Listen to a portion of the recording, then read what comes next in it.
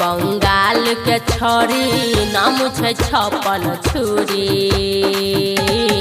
खोबी ना दाइला वाला पूरी छोरा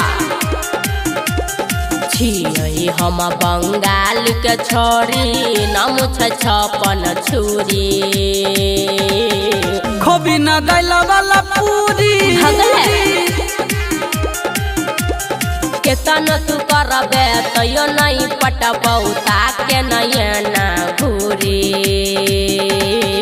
खोबी ना दाइला वाला पूरी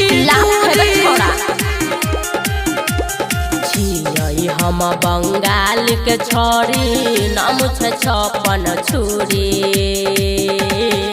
खोबी ना दाइला वाला पूरी रियांश रिकॉर्डिंग स्टूडियो जनकपुर धाम नेपाल। खोबी ना दाइला वाला पूरी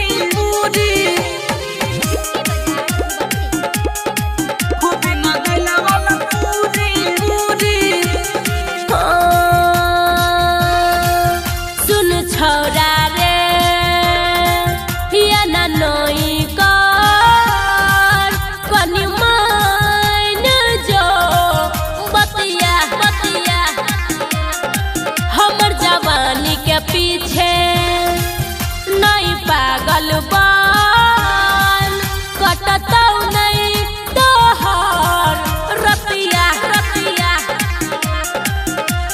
हमर तोहर मेल न है तो बना के रह कनी दूरी खोबी ना दाइला वाला पूरी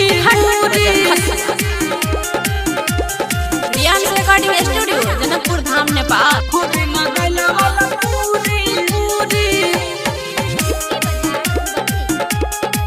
खोबी ना दाइला वाला पूरी राइटर धनिक के सुन छोरा रे छियै हो लाभ लाभ अरुण उजाला के कहियो हो बैना चाहे केतनो नाम लेतै हमर सब छौरा में मार भजेतै जखन बजेबै हम चूरी खोबी ना दाइला वाला पूरी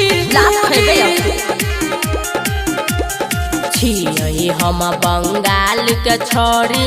नाम छे छप्पन छुरी खोबी ना दाइला वाला पूरी केतन तू करबे तैयो नहीं पटबौ ताके नयना घूरी